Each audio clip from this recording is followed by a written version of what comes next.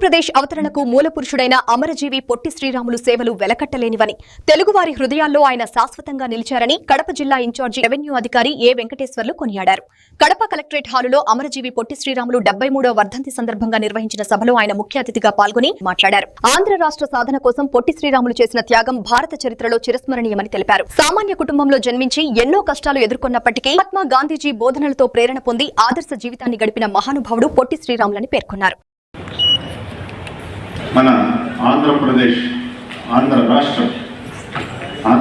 అయిన 1956లో, ఆంధ్ర రాష్ట్రం 1953లో అయింది.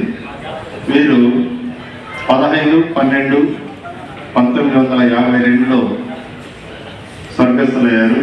ఆ తర్వాతే మనకు ఈ ఆంధ్ర రాష్ట్రం అనేది ఏర్పడింది.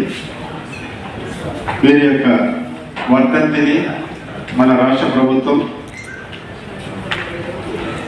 స్టేట్ ఫంక్షన్గా గుర్తిస్తూ అన్ని ప్రభుత్వ కార్యాలయాల్లోనూ ఈరోజు జరుపుకోమని చెప్పి ఉత్తర్వులు ఇచ్చింది.